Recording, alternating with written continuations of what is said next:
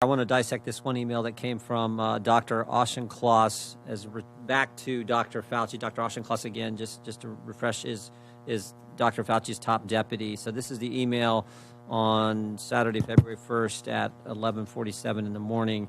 It's in response to the one that Dr. Fauci sent in the middle of the night saying, hey, we got important things. I got to talk to you. Keep your phone on. You're going to have tasks to do, et cetera. So he gets back to him.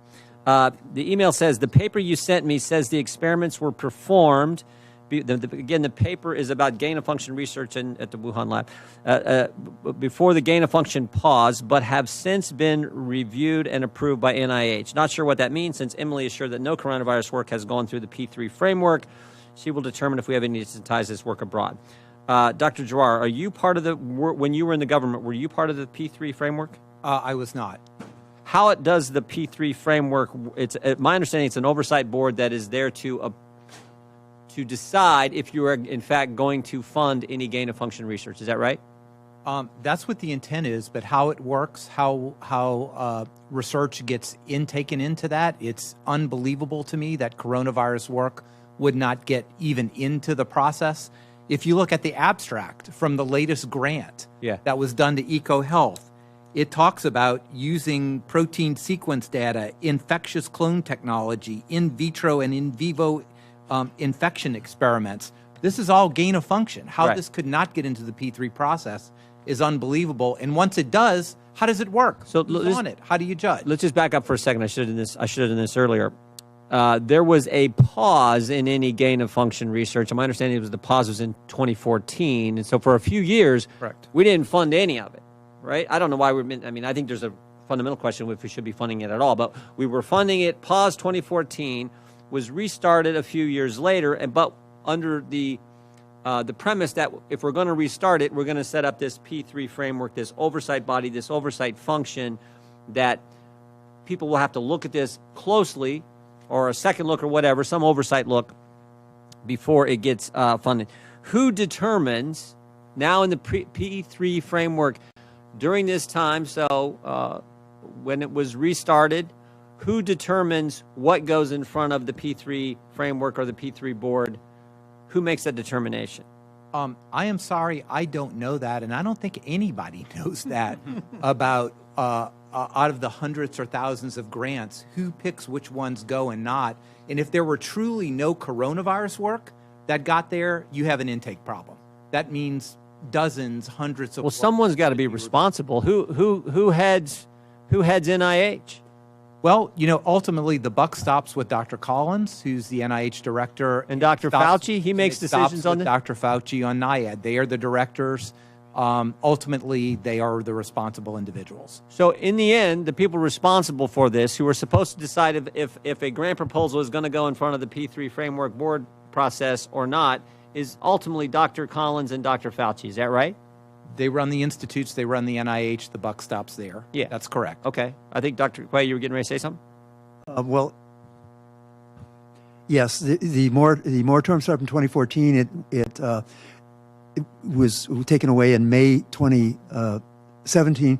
And as far as I know, there's never been a grant that's gone before this structure, the P3, despite the fact that it was set up. So it was set up to look for gain-of-function research, and my understanding is that there's been no grant that's been sent. Well, my understanding is the guy who heads the chair of this board, this P3 framework board, is Dr. Hassel, and he's even said in a public forum, he volunteered this information that he's the chair, and he said it's been very limited, the work that they've done. Very few proposals come in front of them.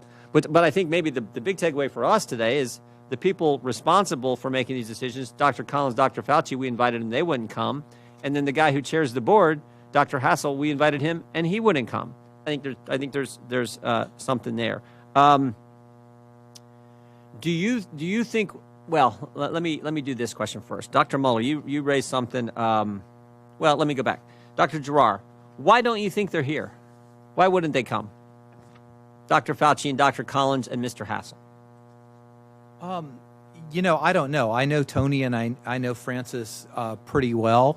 I can't imagine a reason, because this is a worldwide pandemic in which millions of people have died. It may have been a result of a lab leak. There will be other, and we think highly likely it is, there will be other pandemics in the future. And if there's something we need, not just Congress, and I know you need it, but the American people in the world needs it, is truth and transparency and openness and trust. And when public officials who are supposed to have our trust don't show up to members of Congress, I think that's a problem. He showed up everywhere for a year and a half. I mean, you couldn't go a day. You couldn't go a day and not see Dr. Fauci somewhere. He was everywhere. I mean, he's like man of the millennial or whatever time declared him. I mean, he was everywhere. And now when we have emails that he's sending out at 12 and 2 in the morning, and we have this gain of function that didn't go through the process it's supposed to go through, and we have all this evidence, suddenly you can't find him. Well, all those redacted emails, they're redacted to you and to me, but they're not redacted to the people who are on it. So he could read it unredacted and refresh his memory and inform Congress. And look, sure could. When I was in the Trump administration, I got pinged by many antagonistic members on the House or the Senate side. 100% of time, I answered questions. I came to everything because I felt it was my duty as a public servant. We appreciate that. To try to be open to everyone, and you know that. Yeah, this is not the first time you've testified. So You've testified many times. We appreciate my that. former colleagues to be open and transparent and provide that type of honesty, transparency, and trust to the American people. I want to go. If the chairman will indulge, I want to do one more to Mr. Giroir. Then I do want to come to you, Dr. Mueller. Dr. Giroir, Admiral, in your testimony, written testimony in Perspective 4, you said this: investigation of the origins of COVID-19 and the regulation of gain-of-function research cannot be left to scientists alone, many of whom have serious conflicts of interest. I think that is obvious. I mean, that's in the 4 emails I showed that took place in a 13-hour time span. I think that is clear just from those 4 emails, the conflicts of interest. But I wanted to give you a little chance to expound on that and expand on that, if you could. So I just thought it needed to be said. I have the highest respect for scientists and physicians and for people who have developed so many things that are saving lives and curing disease. But scientists are like everybody else. They're people. They have conflicts of interest, and we should be very open about that. That we sort of have a little quote that we can't hide behind our white coats of self-righteousness, that we have hundreds of thousands of dollars in salaries and millions of dollars at stake. And this needs to be, in reputations, I think, is very, very important among an generally anti-Republican scientific community. So these need to be explicitly talked about. If I could just do one follow-up to that. Does it concern you that conference call I referenced in my opening statement, that conference call between there was only one person from our government on there and all these others were scientists who were getting our American taxpayers' money? Does that concern you, that call, the way that took place? It's not sort of a smoking gun concern to me, but what would be a concern to me is that wasn't specifically related to Dr. Cadillac or the Secretary of HHS or anybody on the task force immediately, or to me. That really should have been done. This was very important. And we say that it doesn't matter whether it was in the lab or not, but that's not necessarily true. If we would have known it were a lab-derived bug for which they probably had years of work, it might have appreciably helped our countermeasures, how we go about understanding whether it could be asymptomatic or not. So this was critical. And I think that email, all that blacked out spots needs to be, maybe we don't need to know it, but Congress needs to know it and understand it. Sure do. Okay, finally, if I could, thank you, Mr. Chairman, for your indulgence. Dr. Mueller, in the close of your opening statement, you said that people were afraid. You talked to people in the research community, in your community, who were afraid to be doing any research that might expose the truth that this came from a lab because they were concerned about getting blackballed from China. Is that right? You said something to that effect? That's pretty close. I'm not sure that they were convinced. They didn't want to be involved in that kind of investigation. How that investigation would turn out, they weren't sure. But yes, there were other reasons too. When people learned I was going to come here, I live in Berkeley. I get lots of advice. I get advice not only from my friends and colleagues in Berkeley, but I get advice from all around the country. Yeah. Not one person of all my friends and advisors thought I should come to this committee. So The reason was because it was Republicans.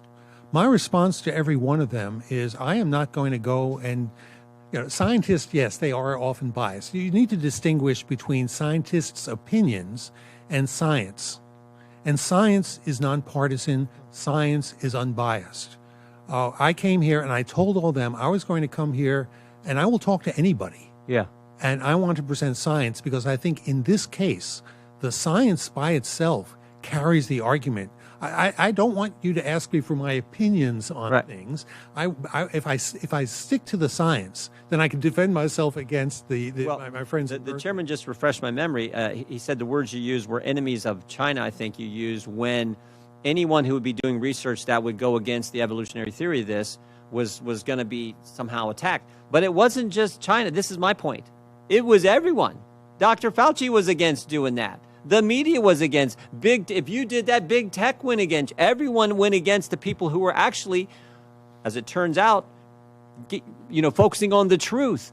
That is a scary thing for our country. And it goes right to your point. That's about opinions and politics, not about science. And that is what has happened, what did happen for the last year and a half. And my point that I made in my opening statement was, and Dr. Fauci, I believe, based on what I showed you all, I believe knew that from the get-go and was misleading the American people. And again, maybe I'm wrong, but he could have came here and answered my questions. Another quick anecdote. In September, when I called a virologist at a national laboratory and said, I was soliciting some help. This was before I met Dr. Quay. I was soliciting some help on this issue. He said, no, I'm not going to touch that. I'm not going to recommend anybody touch that because it would help the reelection of Donald Trump. Yep. So it was a political issue for some of them. Yeah. Well, thank you, Dr. Mueller. Again, thank you for an all. To the gentleman from Ohio, Mr. Jordan. Gentleman from Ohio is recognized for 2 minutes. I thank the gentleman for yielding. Mr. Speaker, Democrats started last week with one of their members saying we should get rid of the police altogether. They ended last week with another one of their members being admonished by the trial judge in Minneapolis for saying ridiculous things. And what they do in between? They pass this bill out of committee, which gives 2 new Democrat senators to the District of Columbia. And less than 24 hours after that bill passed in committee, they introduced legislation to pack the Supreme Court. In 3 months of Democrats being in control of the federal government, they have increased the debt by $2 trillion. They created a crisis on the southern border, and they continue their push to defund the police.